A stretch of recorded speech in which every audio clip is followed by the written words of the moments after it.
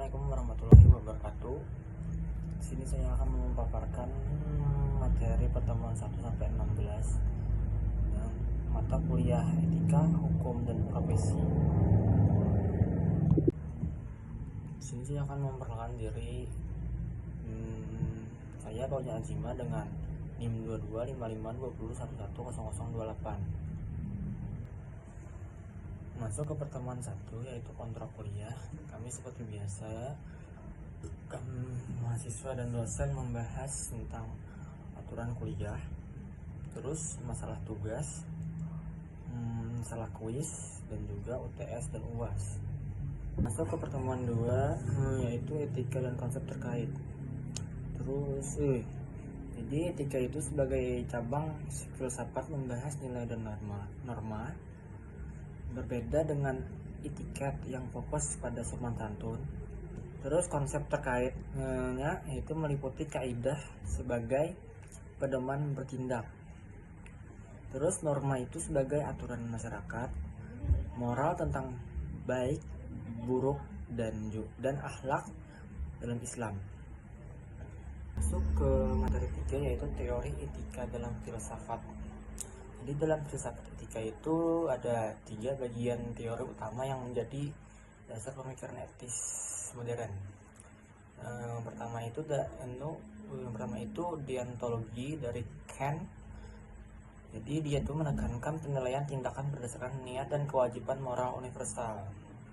Terus ada utilitarianisme yang dikembangkan oleh Bentham dan Mill, berfokus untuk konsekuensi dalam tindakan untuk mencapai kebahagiaan terbesar bagi orang-orang orang banyak.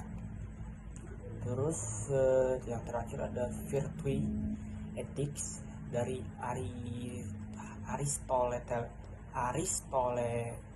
Aristoteles.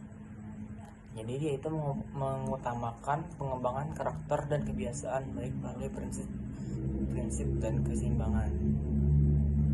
Lanjut ke pertemuan 4 yaitu pekerjaan dan profesi TI, kompetisi kerja sertifikasi BIT TI, lembaga dan organisasi profesi TI. Jadi pekerjaan dan profesi memiliki perbedaan mendasar. Pekerjaan itu adalah aktivitas untuk mendapatkan imbalan finansial tanpa memerlukan kualifikasi khusus. Sedangkan profesi itu memerlukan atau membutuhkan suatu keahlian khusus dalam bidang tersebut. Masuk ke pertemuan 5 yaitu definisi, konsep, dan sejarah etika komputer, kode etik profesi TI, pelanggaran etika profesi TI. Jadi etika komputer adalah nilai dan prinsip moral yang mengatur perilaku dalam penggunaan teknologi yang berkembang sejak 1940-an dengan konsep cybernetics winner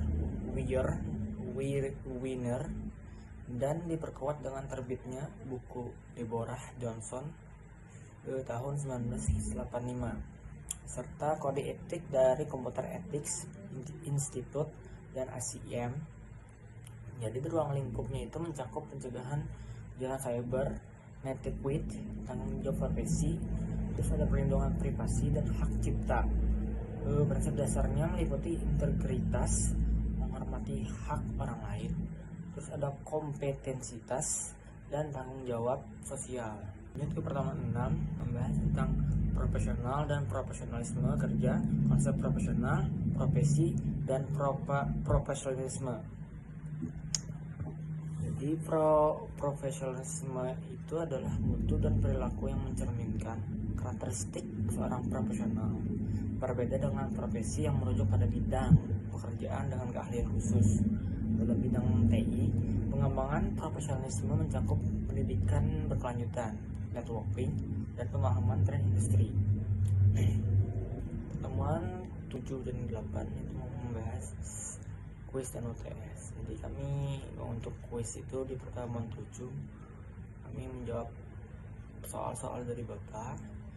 Terus untuk UTS-nya kami membuat video berkelompok.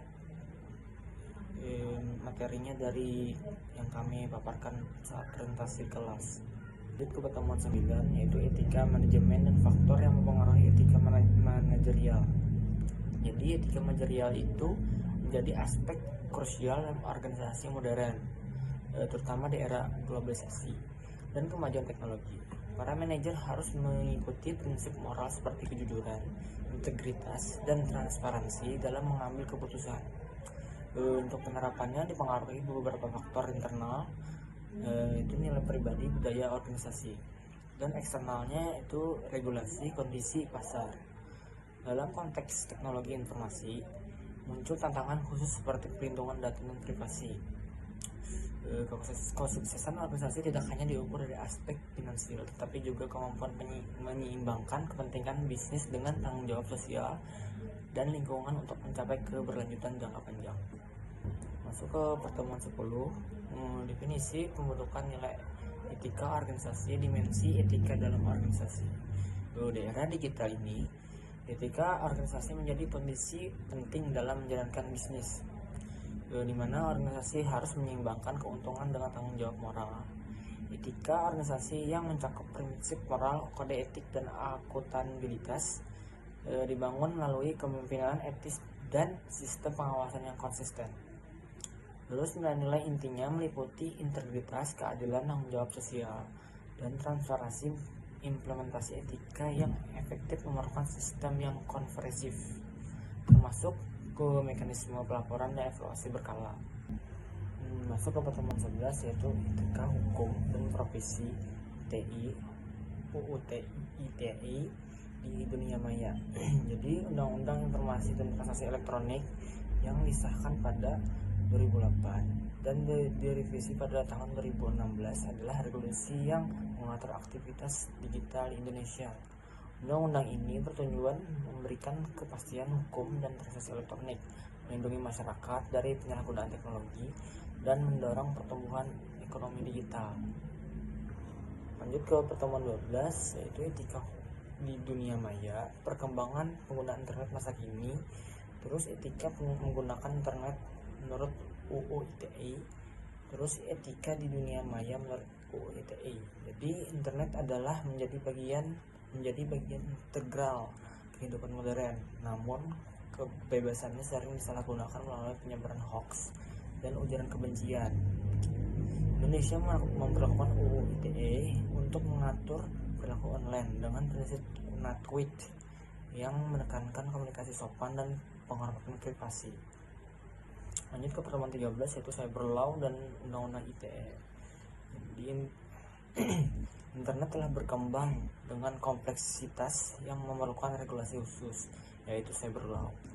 Untuk mengatur aktivitas di ruang cyber, regulasi ini mulai dari ARPANET di era 1990-an hingga GDPR di masa kini, dengan Indonesia menerapkan melalui Undang-Undang ITE sejak 2008. Cyber law mencakup berbagai aspek seperti hukum telematika, privasi, e-commerce, dan pengawasan kejahatan cyber. Lanjut ke pertemuan 14, yaitu definisi jenis-jenis dan pencegahan terjadi cybercrime. Jadi cybercrime itu adalah ancaman serius di era digital, melibatkan aktivitas ilegal melalui jaringan komputer dengan karakteristik virtual dan lintas batas. Jenis-jenisnya banyak, salah satunya ada phishing, hacking, malware, pencurian identitas, dan penipuan online dengan motivasi beragam dari keuntungan finansial hingga tujuan politik.